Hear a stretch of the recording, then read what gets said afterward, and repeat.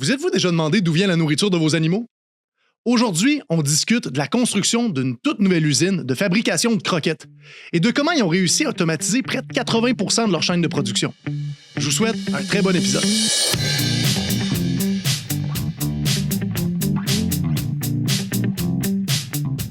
Salut tout le monde, je m'appelle Adam Bertium et aujourd'hui j'ai le plaisir de recevoir avec moi Yagouba Diallo, chef de production chez Jupiter Pet Food, ainsi qu'Éric Bernard, chargé de projet chez Nextron. Ça va bien les gars? Ça va bien. Très bien. Pour commencer, Yagouba, je voudrais que tu nous expliques peut-être un petit peu, pour quelqu'un qui serait moins connaissant de c'est quoi Jupiter Pet Food, qu'est-ce que vous faites? Jupiter Pet Food, on fait de la nourriture pour chats et chiens, de l'extrusion de nourriture sèche. Et c'est une usine qui a été bâtie sur une vision 4.0 avec des partenaires. Et toi, ton rôle spécifique là-bas, c'est? Moi, chez Jupiter Pet Food, je suis chef de production. Je suis arrivé là en 2021. Quand l'usine n'avait pas encore démarré la production. Et puis, j'avais comme mission de commencer à vérifier un peu tout ce qui est documentation, vérifier un peu tout ce qu'on pouvait faire comme procédure, et puis être là pendant le recrutement des opérateurs, les former, leur montrer un peu ce qu'on fait en termes d'extrusion, parce que quand l'usine a été bâtie, il n'y avait pas beaucoup de monde qui connaissait ce secteur-là, qui avait travaillé dans ce secteur-là en particulier. Donc, mon rôle a consisté principalement au début à former les opérateurs, les accompagner, un peu leur montrer comment ça fonctionne. Et toi, Éric, est-ce que rapidement, tu peux nous dire justement Nextron, qu'est-ce que vous faites, puis ton rôle spécifique chez Nextron? Oui, certainement. Moi, effectivement, je travaille chez Nextron depuis déjà quelques années, puis mon rôle principalement, c'est chargé de projet. Étant chargé de projet, on a plein de chapeaux, donc on va effectivement desservir le client. Donc, on est le premier point de contact pour le client. Puis, on va s'occuper de la conception, des livrables, des achats, des programmations, des mises en route et tout. Donc, tous les différents départements qu'on a à l'intérieur de l'entreprise. Donc, Nextron, on est un service d'intégration, d'automatisation, de tout ce qui est système automatisé là, dans les industries. Et là, tantôt, tu nous as dit que l'entreprise avait été bâtie avec une vision 4.0, d'industrie 4.0. Mais Jupiter Pet Food, ça a été construit, dis-moi si je me trompe, là, autour de 2021. 2021, c'est ça. 2021. Puis pourquoi, au moment justement de la fabrication des plans, au moment de la fabrication de l'usine, ça a été important dès le début d'avoir cette vision 4.0? Ça, c'est quelque chose qui a été tout de suite assez évident pour nous autres. Parce qu'on était dans un contexte où on le vit tous au Canada en général, au Québec en particulier, une pénurie de main-d'œuvre. Donc, il fallait tout de suite se dire, est-ce que si je construis une usine qui est aussi grande, qui a autant de capacité, est-ce que j'aurai le monde pour pouvoir la faire runner, par exemple? Et que tout de suite, ça a été de penser à l'automatisation, histoire de faire en sorte d'allier un peu les opérateurs et les machines pour qu'en gros, ils forment une équipe harmonieuse dans le fond.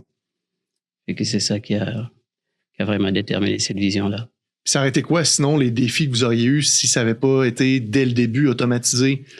Si ça n'avait pas été automatisé, c'est ça, on vient de le dire, avec la pénurie de main-d'œuvre, le vieillissement de la population, on aurait eu du mal à recruter, ou alors il aurait fallu passer beaucoup plus de temps à former le monde sur des aspects peut-être moins importants, puis qu'ils apprendraient moins de choses en termes d'automatisation.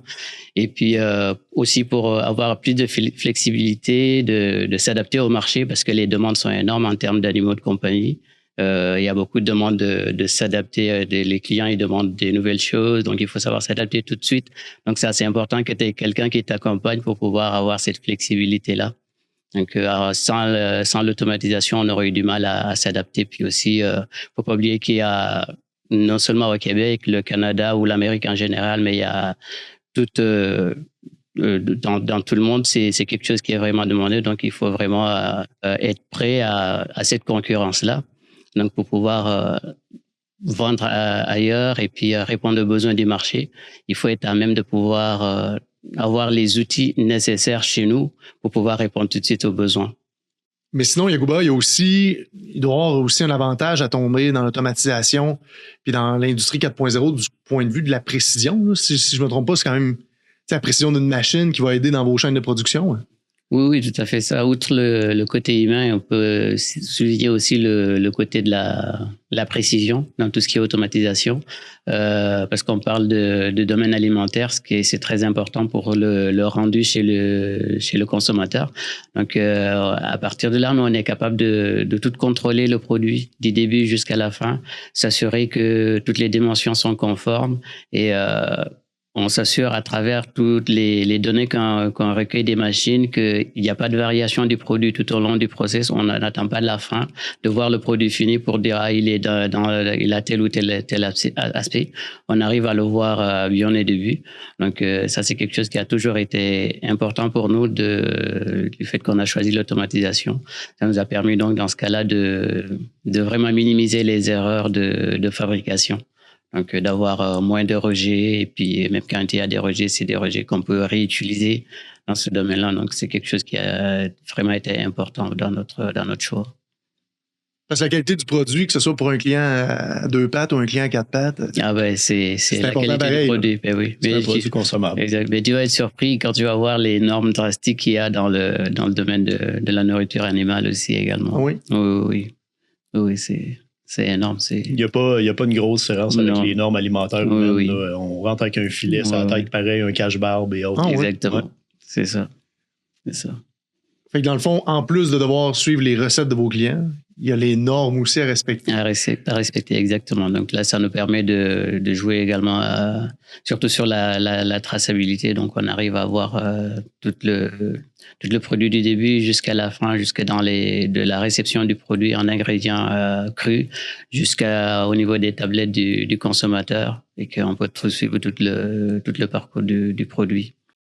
Et là, le partenariat à ce moment-là entre Jupiter Pet Food et Nextron, ça a eu lieu dès le départ, dès le jour... On avait déjà un mandat au niveau là, du développement de l'usine qui était déjà là. On était déjà impliqué chez le client.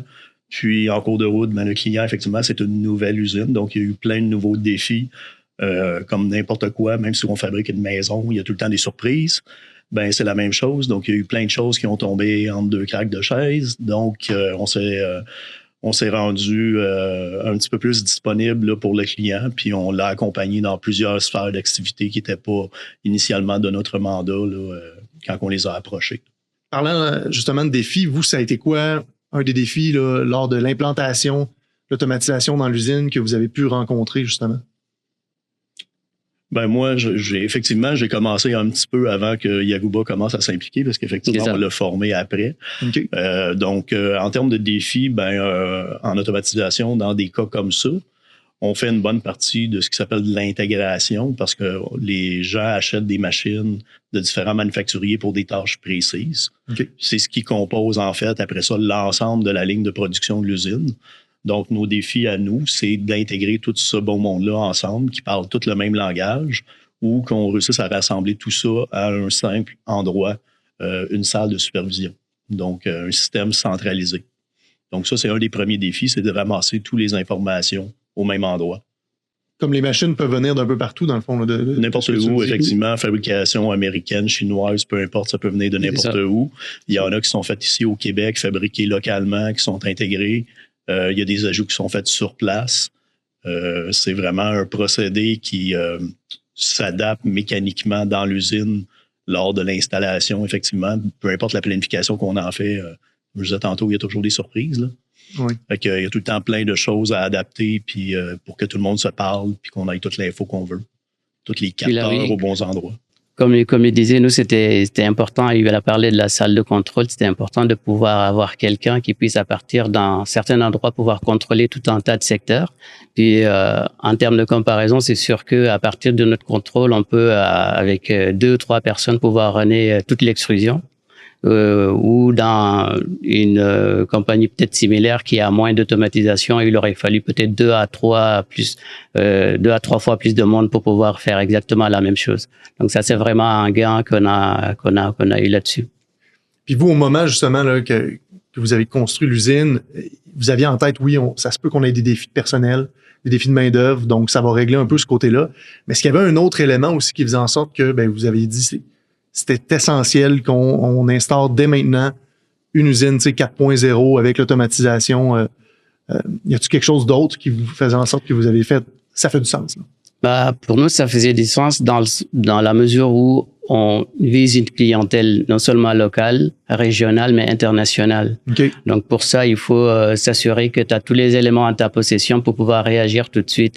Je l'ai dit tantôt, c'est un monde où le client, il va tout de suite poser un cahier de charge où je veux un résultat tout de suite. Donc, il faut que tu aies quelqu'un qui t'installe un système assez flexible, pouvoir changer d'une recette à l'autre, pouvoir modifier certains liquides tout de suite, que tu n'es pas obligé d'installer toute une autre machinerie pour pouvoir arriver à ce résultat-là.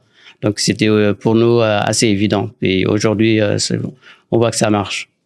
Ça marche. Si je peux continuer là-dessus, effectivement, c'est que c'est quand même des systèmes qui sont gérés de la même façon que n'importe quel service alimentaire, production alimentaire. Donc, c'est régi par des normes de salubrité et autres, et aussi de traçabilité. Fait que nos systèmes aussi font la traçabilité complète de toutes les productions des recettes. On n'a pas le choix d'avoir des points de contrôle. Les gens travaillent avec des tablettes, des iPads ou autres qui ont une application dessus pour dire quel numéro de lot de tel produit ils ont mis dans la machine, à quel moment, de quel fournisseur ça vient. Puis on trace tout ça jusqu'à la fin pour qu'on soit capable, évidemment, s'il y a des rappels de l'agence canadienne ou des choses comme ça, de savoir où ça s'est ramassé puis quel client on doit contacter. Oui, on sait tout de suite d'où ça vient. Oui. Puis en même temps, ça doit être un argument aussi en développement d'affaires. Si on dit, voici, nous, on est capable de savoir exactement tout ce qui s'est passé, puis la qualité, etc. du produit, on est capable de vous le dire. Puis s'il y a un problème, on va savoir exactement il est rendu où. Exact. Un des éléments qu'on a fait aussi pendant cette intégration-là, c'est que les gens aussi au niveau de la production font constamment des analyses dans les produits, des analyses chimiques, physiologiques aussi de la croquette elle-même pour voir si ça rencontre toutes les normes, les exigences de leurs clients. Chaque client a des exigences différentes. Donc, tout le résultat de ces analyses-là sont saisis aussi dans le système et enregistrés à même la production elle-même. Donc, incluant même l'analyseur, la machine, le résultat de la machine se ramasse directement dans les bases de données de notre système. Puis est-ce que à ce moment-là, vous serez capable, les deux, là, en fait, là, de m'expliquer comment les solutions d'automatisation ont été conçues spécifiquement pour l'usine de Jupiter Pet Food? Oui. Écoute, c'est simple. D'emblée, quand on a fait les premières discussions avec le client sur le système qui devrait être implanté, évidemment, sur le marché, il y a plusieurs logiciels, il y a plusieurs outils avec lesquels on peut travailler. Un des partenaires avait déjà eu une expérience avec un autre client, puis il voulait éviter de se sentir un peu trop attaché à un seul individu ou une seule entreprise. Donc, on a penché sur un type de logiciel qui est un peu plus commun sur le marché. Parce que de toute façon, on a les connaissances. C'est un logiciel qu'on maîtrise très bien. Puis, ça offrait la sécurité aux clients aussi de dire si jamais il arrive quelque chose à l'entreprise Nextron dans l'avenir, je suis capable d'aller voir ailleurs pour continuer à faire soutenir mon usine. Fait que dans cette optique-là, on a basé toute notre solution sur cette gamme de logiciels-là. Puis, on a développé les besoins du client selon ses exigences. Puis oui, pour enchérir aussi, ça, c'est Nextron avec Eric qui est là, c'est la personne qui a toujours été disponible et qui l'est aussi, encore aussi avec nous. Et que c'est quelque chose qui nous a plus conforté à aller de l'avant et puis à continuer à finaliser cette automatisation. Aujourd'hui, on est rendu, on va dire, sur toute la ligne à au minimum de 80% de tout automatisé dans l'usine, par exemple. Puis, ils sont disponibles, ils sont toujours là quand on appelle, quand il y a le moins de soucis, quelqu'un est là au bout du fil, ou on envoie un SMS, il nous rappelle. Donc, nous, on est vraiment content d'aller de l'avant dans ce domaine-là avec eux. Là, c'est autour de 80% de la chaîne de production qui est rendue automatisée à 100% chez Jupiter Pet Food. Oui. Ce qui a été moins automatisé, c'est au niveau des manutentions là, de différents produits. C'est un petit peu plus complexe. Ça demanderait quand même un investissement substantiel pour l'automatiser. Ça prend plus d'espace sur le plancher de production. Présentement, le fait de ne pas l'avoir automatisé donne une meilleure flexibilité. Fait que oui, c'est moins automatisé, mais c'est plus flexible pour le client de enlever un baril d'un produit puis de le remplacer par un autre au même endroit que d'essayer de créer 22 endroits avec 22 produits différents. Oui. C'est ça. C'est un peu ça, là, l'enjeu aussi. Et dans le fond, 20% qui n'est pas automatisé, c'est un 20 de flexibilité qui permet justement d'être plus agile. Ce qui peut arriver dans le futur, effectivement, ça serait qu'il y a une tâche récurrente qui est un petit peu trop ardue pour un employé, que le baril est trop pesant ou quelque chose comme ça. Puis ils vont dire, celle-là, on n'a pas le choix pour des enjeux humains, on va l'automatiser. C'est ça. Mais pour l'instant, ce qui reste, c'est pour donner une meilleure flexibilité. Puis maintenant que, justement, le projet est quand même abouti, là, je veux dire, l'usine fonctionne, etc., c'est quoi les retombées concrètes que vous êtes capable de justement voir? Là? Oui, je veux dire, comme on a dit tantôt, il n'y a pas besoin de monter et de descendre tout le temps les étages, etc., mais est-ce qu'il y a d'autres choses aussi que vous faites? Wow, grâce à ça, là, dans le fond, on vient de sauver tant de temps ou... Oui, c'est sûr que quand on compare à d'autres usines par lesquelles je suis passé, par exemple, on peut dire qu'aujourd'hui, quelqu'un qui va arriver à Jupiter, il va pas finir son chiffre en me disant ouais, j'arrive pas à marcher, j'ai mal au dos, j'ai ci, j'ai ça. C'est vraiment quelque chose qui nous a qu'on apprécie grâce à cette automatisation là. Et puis l'autre chose, c'est le gain de compétences des opérateurs là-dessus. Est-ce que faut pas oublier que pour moi, quand on dit 4.0, c'est pas pour ou l'automatisation, c'est pas pour remplacer le travailleur. Au contraire, c'est pour les permettre de travailler de façon harmonieuse. Et ça lui donne d'autres compétences à celui-là qui vient à Jupiter aujourd'hui. Ça lui permet non seulement de pas faire que des tâches répétitives ou physiques, mais ça lui permet d'autre part d'être plus en supervision de la machine, d'avoir des données à analyser sur lesquelles il va pouvoir acquérir de la compétence, d'être formé dans les nouvelles technologies et puis d'être toujours content d'être là à Jupiter, on va dire. Si on parle un peu plus du côté un peu plus technique, un peu plus technologique, est-ce qu'il y a eu justement quelque chose chez Jupiter Pet Food qui a été un défi pour Nexrun dans l'application justement de l'automatisation? Oui, il y en a quand même un de taille que les gens négligent souvent, c'est la réseautique. Okay. La réseautique, d'un point de vue industriel, ça a un nom. Là. Les gens d'informatique de bureau, on les appelle tout le temps des gens de IT. En informatique industrielle, c'est du OT, c'est de l'Operational Technology. Donc, c'est tout ce qui touche à un milieu opérationnel, donc sur le plancher de production d'une usine. Parce que souvent, tu vas avoir des appareils de contrôle pour ton procédé, tes iPads, tes écrans, oui, mais il ne faut pas qu'il y ait des accès externes sur Internet, il ne faut pas qu'il y ait sur YouTube, il ne faut pas que les employés reçoivent leur courriel. Donc, tout ça doit être contrôlé, c'est des accès contrôlés. Puis maintenant, ça va aussi dans tous les contrôleurs à l'intérieur des panneaux d'automatisation. Okay. Donc, c'est tout sécurisé aussi. Donc, c'est vraiment uniformisé après le partage entre les gens d'informatique de la compagnie Jupiter et les gens d'informatique, nos spécialistes qui vont faire la réseautique à l'intérieur du bâtiment lui-même. Fait que là, Yagouba, l'usine est construite, vous roulez. Est-ce que le projet est terminé ou... Oh non, c'est loin d'être terminé. Parce que là, il y a beaucoup de projets encore en continu. Il y a des agrandissements de prévus, il y a des clients qui seront là, il y a des visites qui sont planifiées très, très souvent. Donc, le projet est encore là, on continue. Je pense qu'on va encore continuer à travailler avec Eric parce que, oui, on continue. Ça s'arrête pas là. Puis là, en ce moment, comment ça va, là, justement? Comment a été la réponse du marché là, face à justement votre nouvelle usine, etc.? Les retours, c'est que des retours positifs qu'on a eu jusque-là et que oui, le retour est très très positif. Tout le monde est content là-dessus. On ne regrette vraiment pas d'être passé par cette vision-là de l'automatisation. C'est pour ça qu'on a parlé de l'agrandissement tantôt, parce qu'on a vu avec les résultats que c'était la bonne solution dans ce domaine-là. Quand on a choisi les systèmes automatisés, donc le choix de composantes au début du projet, on le savait déjà que le client avait des vues d'expansion dans le futur, donc on s'est arrangé que tous les appareils soient possibles d'être encore avec des plus gros volumes, avec l'extensionné, la réseautique, tout ce qui va avec alentour. Là, moi, je voulais savoir, parce que c'est sûr, si quelqu'un écoute aujourd'hui le podcast, il est intéressé par l'automatisation, il est intéressé par ce que ça pourrait lui apporter potentiellement pour son entreprise ou l'entreprise de son patron, peu importe. Puis je voulais savoir, ça serait quoi, Yagouba, le conseil que tu donnerais à une entreprise qui envisage aussi d'automatiser sa chaîne de production ou de travailler encore sur son automatisation pour l'amener plus loin? Ça serait quoi le conseil que tu donnerais à cette personne-là? Moi, je dirais à cette personne de pas penser tout de suite que qui dit automatisation dit se séparer d'un employé ou de faire remplacer un employé. C'est vraiment complètement différent. L'automatisation et l'employé, c'est des personnes qui travaillent ensemble. Donc, c'est hommes et machines qui travaillent pour la bonne productivité, pour améliorer la traçabilité des produits, la qualité des produits, d'avoir des données sur lesquelles se baser pour prendre des décisions plus rapidement, d'avoir de la flexibilité aussi quand on a une clientèle qui appelle pour avoir un marché. Donc, on est là capable de pouvoir réagir tout de suite, savoir s'il faut changer telle ou telle affaire pour pouvoir donner une réponse assez rapide à ce client-là. Et puis, de se dire aussi que l'automatisation, on n'est pas obligé d'y aller tout de suite à 100%.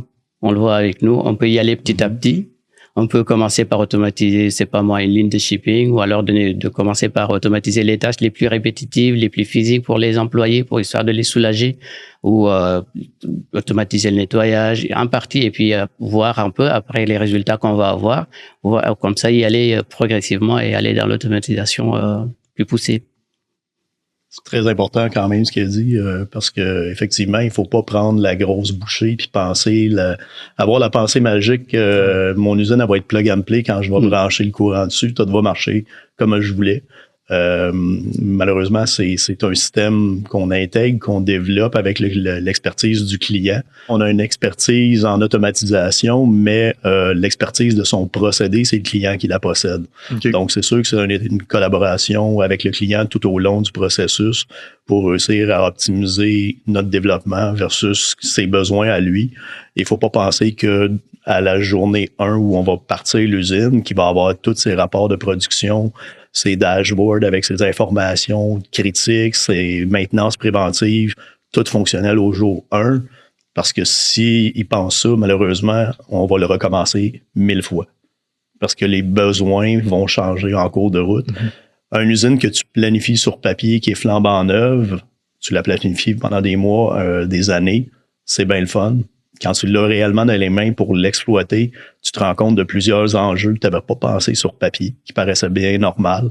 Fait que, veux pas, ça sert à rien de se bâtir, comme on dit, nous, des rapports de 22 pages avec toutes les données que le client voulait au final, puis se rendre compte qu'il y a 20 pages là-dedans qui servent à rien.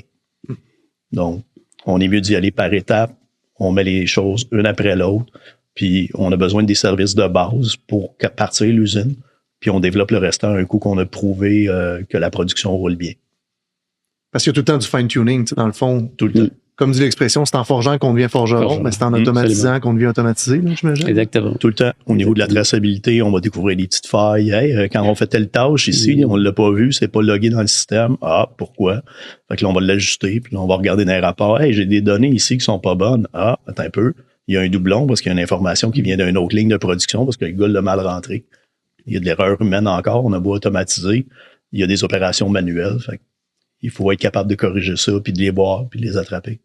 Puis comment ça s'est passé, justement, ce fine-tuning-là pour Jupiter Pet Food? Est-ce que vous aviez des canaux de communication?